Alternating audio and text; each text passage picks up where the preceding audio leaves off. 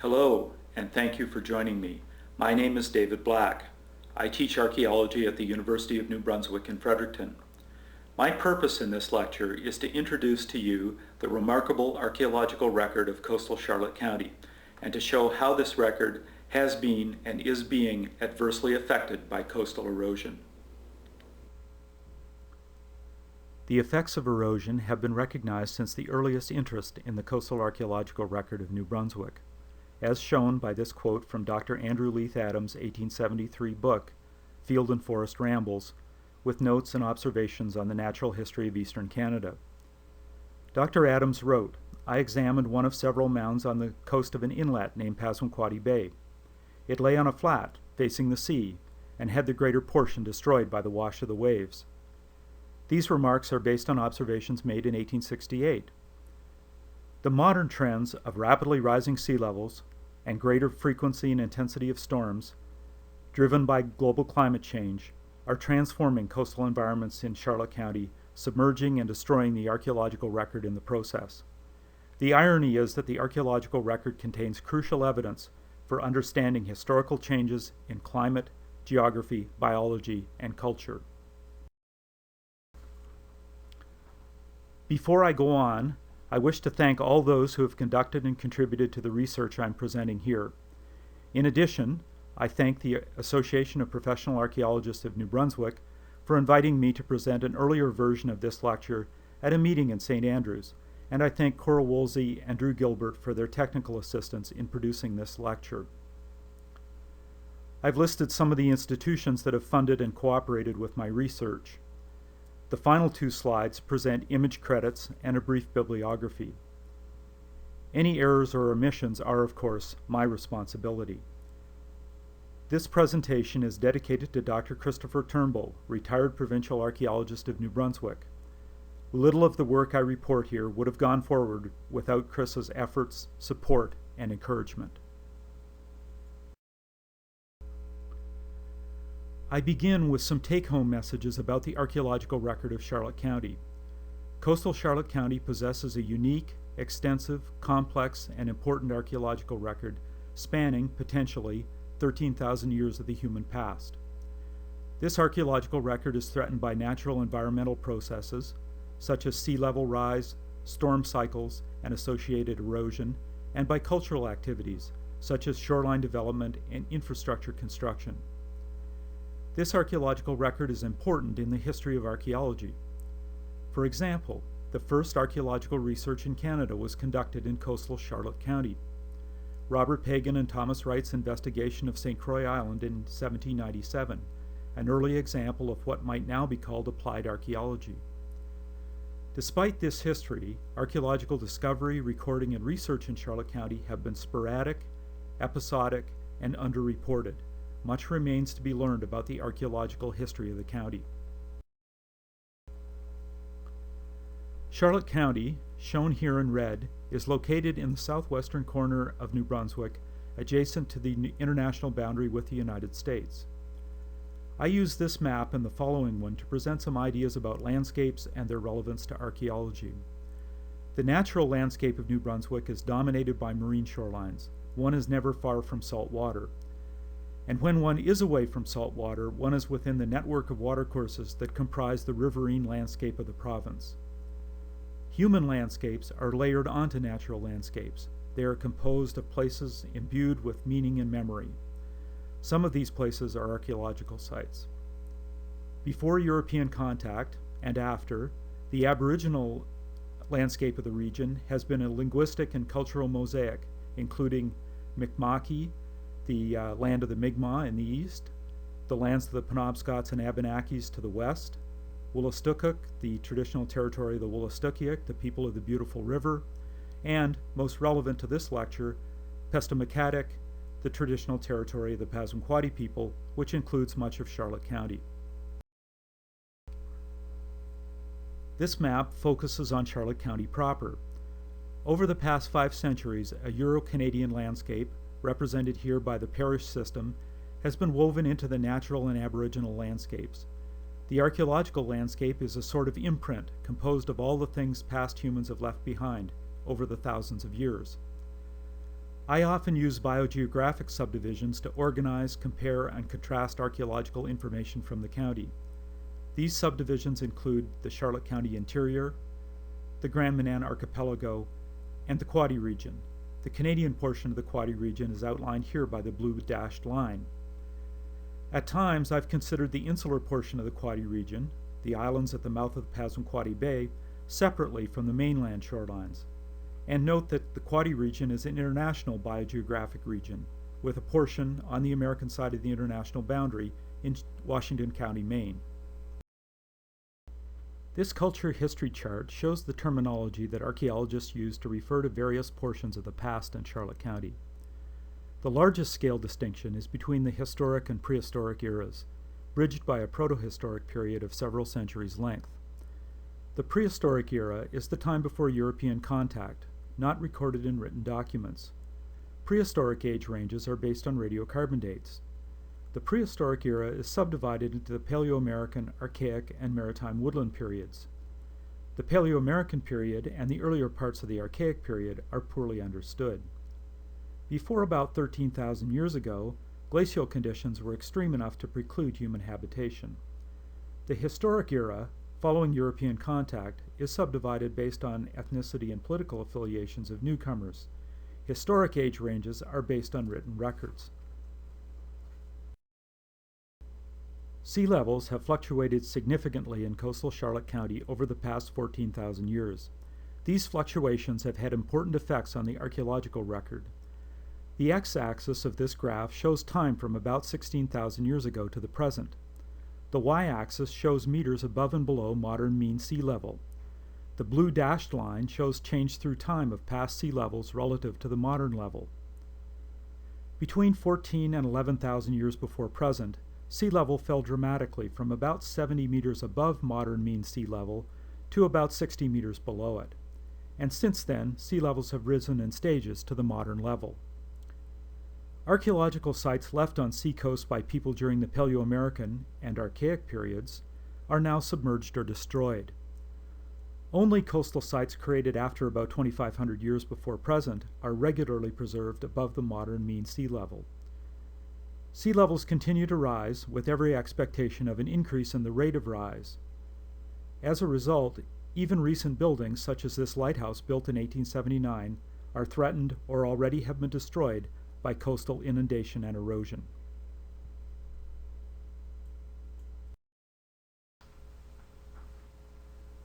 Spencer Baird, one of the most important scientific administrators of the late 19th century, who served for many years as head of the Smithsonian Institution, was the first professional scientist to conduct archaeological research in coastal Charlotte County. He was the first to recognize and document stratification in a Charlotte County archaeological site. In his 1881 publication, for example, Professor Baird stated, "This locality is on the eastern side of Oak Bay and is about 8 miles from Calais, on the farm of Josiah Simpson. This is the most extensive and in fact one of the richest mounds I have ever examined. The total thickness of the bed is about 5 feet, and the different layers occur in a succession." About a month after Professor Baird made these observations, on October the 4th, 1869, the Charlotte County coast was struck by the Saxby Gale. This storm came ashore at high tide, creating a storm surge of about 2 meters above the tidal range. There are many accounts of the destruction it caused to forests, shorelines, boats, and buildings. However, the only reference to the Saxby Gale's effects on archaeological sites that I know of comes from a letter written by George Boardman, the naturalist of the St. Croix, to Spencer Baird late in 1869. Boardman told Baird that 10 feet had been washed from the front of the archaeological site at Simpson's Farm by the gale. We can infer that many other sites were eroded to similar extents. Historical evidence suggests that storms of this magnitude occur about once per century in the Bay of Fundy area. Another century storm occurred on February the 2nd, 1976, caused by an unusual weather pattern that coincided with high tides. The Groundhog Day Storm added a surge of 1.5 meters or more onto the high tide. This photo, from the early 1980s, shows trees on Grand Manan that were killed by the Groundhog Day storm surge. In this case, we know that the storm was quite destructive of the archaeological record. Fresh erosional scarps were cut into the shoreward edges of many coastal sites. The Groundhog Day Storm was followed by a period of relative stability from the late 1970s through the 1990s, when the surfaces and erosional faces of most sites stabilized and were covered by vegetation. That period of quiescence, which allowed archaeologists to become somewhat complacent, has been superseded by recent increases in the rate of sea level rise, storm activity, intensity of rainfall and runoff, all of which are contributing to the current crisis in archaeological preservation. In the years between the Saxby Gale and the Groundhog Day Storm, archaeological research was conducted in coastal Charlotte County by a series of institutions, including the Natural History Society of New Brunswick, the Peabody Museum of Archaeology and Ethnology, and the National Museums of Canada. Much of this work focused on sites like those illustrated here, located on the northern mainland shores of Passamaquoddy Bay. The nature and scale of archaeological research changed when, in 1970, the New Brunswick government created an Archaeological Services Unit and appointed Chris Turnbull as Provincial Archaeologist. Partly as a response to destruction caused by the Groundhog Day Storm, Archaeological Services and the Council of Maritime Premiers sponsored a decade of surveys aimed at recording and assessing coastal archaeological sites in Charlotte County and elsewhere, and produced a series of publications on the issue of archaeology and erosion. Archaeological Services also sponsored excavations of some sites in Charlotte County, including sites on islands. It was at this point that I became involved in the research. This graph shows the development of the Charlotte County Archaeological Site Inventory. The blue line charts the cumulative number of recorded archaeological sites from the late 19th century to the present. This graph reveals two periods when the number of recorded sites increased more rapidly than average. The first, from 1976 to 1986, is the period when the coastal surveys were conducted. The second is the recent decade of cultural resource management archaeology, much of which has been focused on the interior of the county. In the late 1970s, Archaeological Services also undertook an experiment in coastal site preservation, the construction of a seawall on Minister's Island, intended to protect a large shell-bearing site that had been partially excavated by the National Museum in the early 1970s. The lower photo shows the seawall at the time of construction, and the upper photo shows it as it appears now. This experiment was largely successful, but such constructions can only slow the effects of coastal erosion, not prevent them. Further, this solution cannot be applied to most coastal sites because of the high costs involved and because of logistical constraints.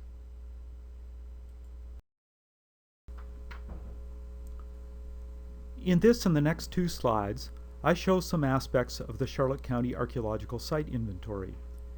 It is important to understand that this inventory represents only a small and biased sample of the total number of archaeological sites in the county, most of which remain undiscovered and/or unrecorded. And the statistics shown here predate the recent period of archaeological work in the interior. However, they indicate that per unit area, archaeological sites are much denser in coastal areas than in the interior. Moreover, they suggest that sites are more common on island shorelines than on the mainland shorelines. The site inventory reveals anomalies that remain unexplained.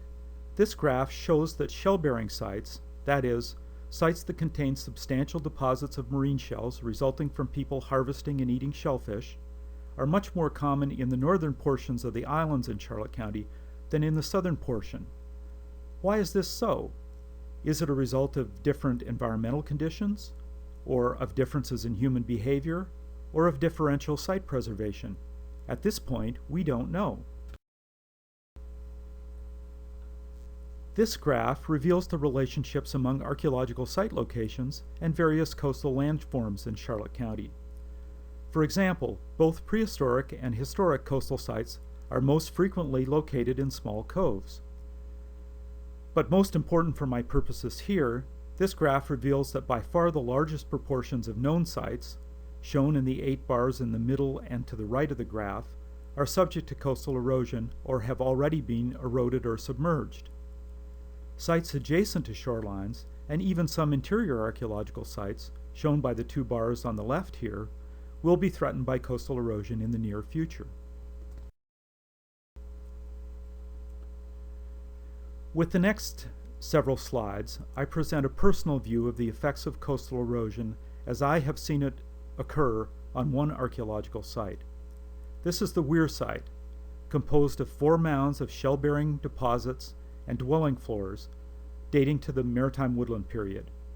The archaeological deposits are located on and among these rock outcrops next to an extensive intertidal zone. The Weir site began to erode significantly when the high water line approached the top of the outcrops. This may have occurred at about the time of the Saxby Gale.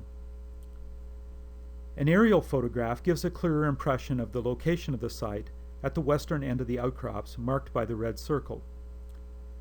Rising sea levels are eroding coves, shown by the blue arrows, at both ends of the outcrops.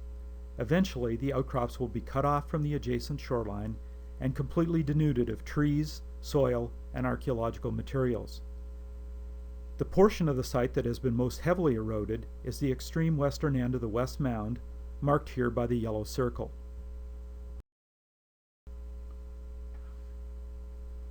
This is a map of the Weir site. When I first explored the site in 1983, the part of the West Mound marked here by the red circle, which I called the neck, was filled by a dense shell midden covered by peat soil. By the time I returned to the site in 1986, the neck had been completely eroded through, and the shell midden deposit mostly destroyed, separating the West Mound into 2 portions. The low area between the west and central mounds is marked here by the blue circle.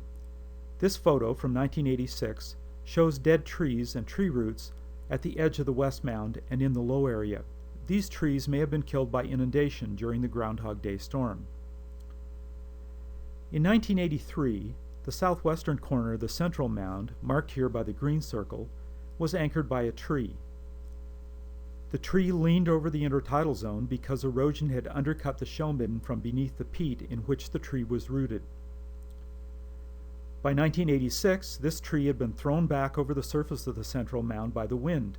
We had to cut it up and remove it before beginning excavations. Note the tall tree in the background, marked by the yellow arrow. In 1986, this tree's roots had been undercut to the point where its crown swung conspicuously, even in moderate breezes. We tied it back to other trees to prevent it from falling on us as we excavated. The swinging tree was on the edge of an area I called the Notch, marked here by the red circle.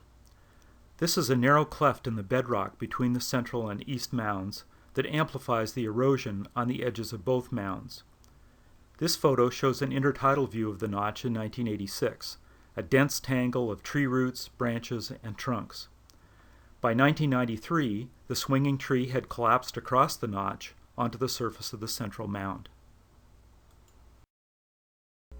In 1983 and 1986, several living and dead trees were firmly rooted along the southern edge of the West Mound, marked here by the red circle, and it was not apparent that cultural material was eroding there.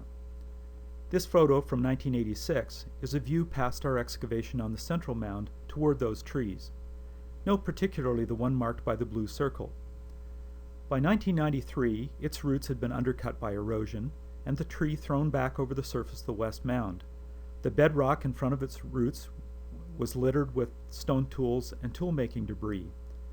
Beneath it, a gravel deposit, probably marking the location of a prehistoric dwelling floor, can be seen in the yellow circle. These observations suggest that erosion of archaeological sites in coastal Charlotte County proceeds on 3 scales. First, incrementally, as regular high tides wash away unconsolidated cultural material, shell, gravel, and soil, bit by bit, undercutting the root mats and peat that cover them. Second, on a somewhat larger scale, probably mostly during winter storms, when destabilized trees are uprooted, patches of peat soil and root mats are torn away, and expanses of cultural material are exposed to rapid erosion. And third, during occasional extreme weather events, such as the century storms, when the seaward edges of sites are scarped and vegetation that shelters and stabilizes sites is damaged or destroyed on a larger scale by inundation. In summarizing his research on shell-bearing archaeological sites in coastal Charlotte County, David Sanger once wrote, "For those anthropologists concerned with cultural ecology and issues of marine anthropology, the shell midden is indeed a wondrous storehouse of information awaiting our skills to interpret. I echo that sentiment and wish to extend it to all types of coastal archaeological sites. Further, as Professor Baird noted long ago, and as the example here reinforces, that information is frequently stratified and can be used by archaeologists to study changes in biology, ecology, and culture through time. So, for example, coastal sites often preserve the bones of animals such as deer, seals, and codfish that still exist in the area today. But they also contain the bones of animals now extinct, such as sea mink, great auks, and passenger pigeons.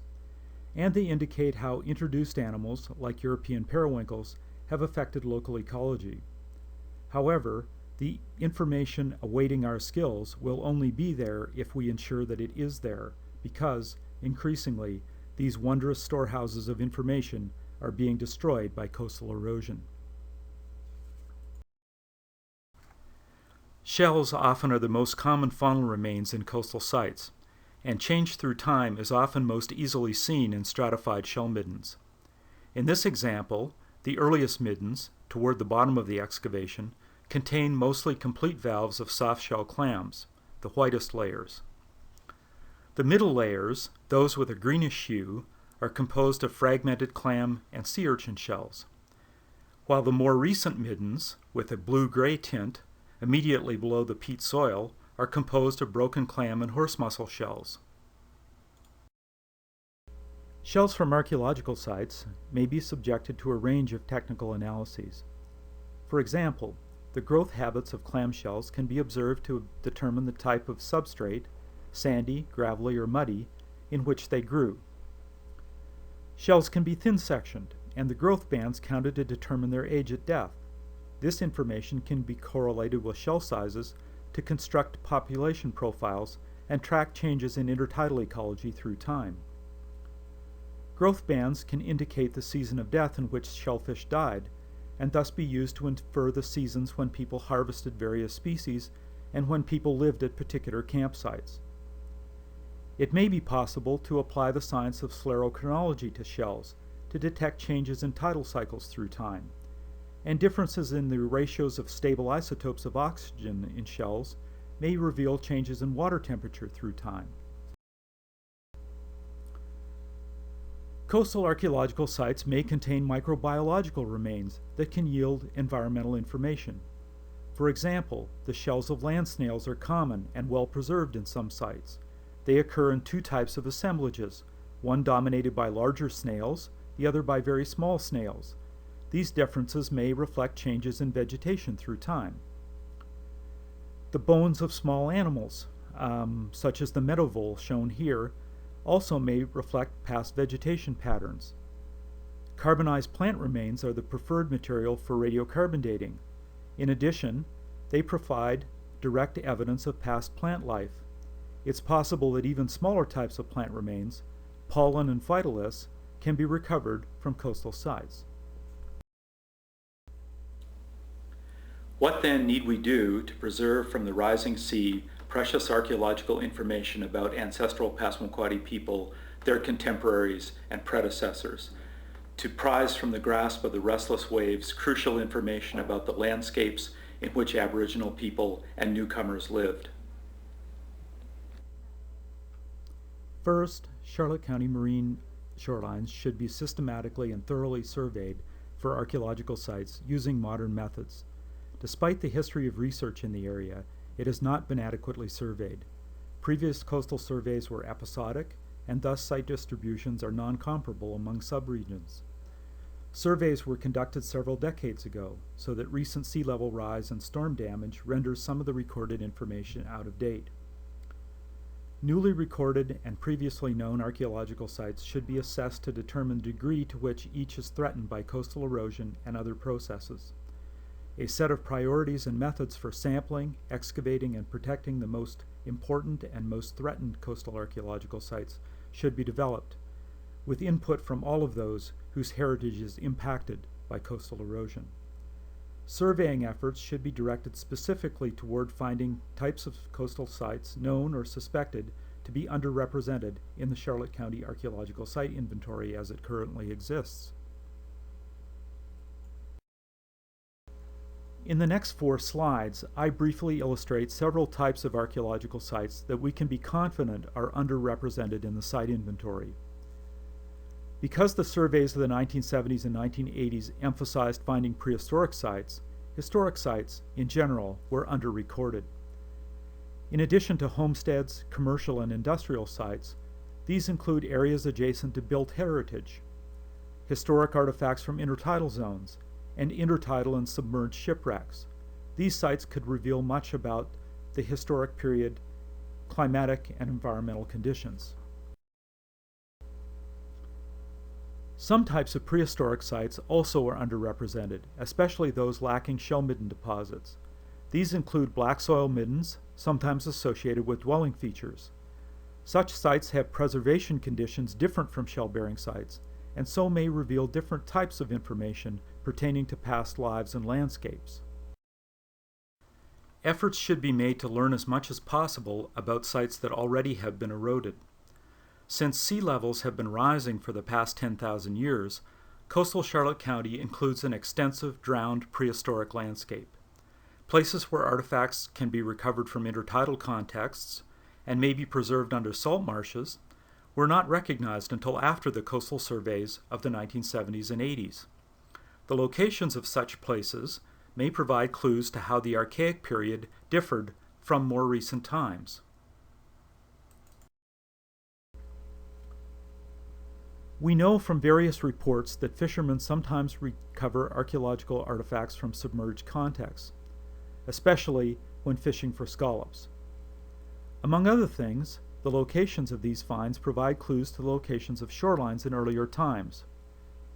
Many more such artifacts may have been discovered than have been reported to archaeologists. Thus, a program directed towards interviewing fishermen about archaeological finds should be instituted. To conclude, a new cycle of archaeological surveys, site mapping and assessment projects, and excavations must be undertaken in coastal Charlotte County.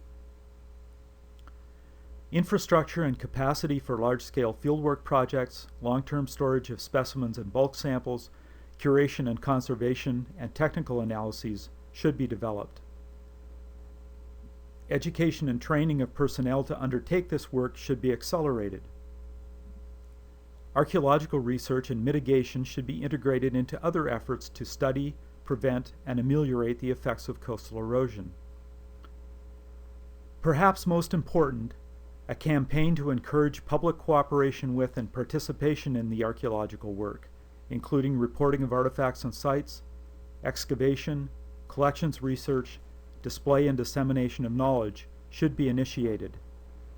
The archaeological record is part of our shared heritage. It will be protected, preserved, and studied only to the extent that all of us collectively value it.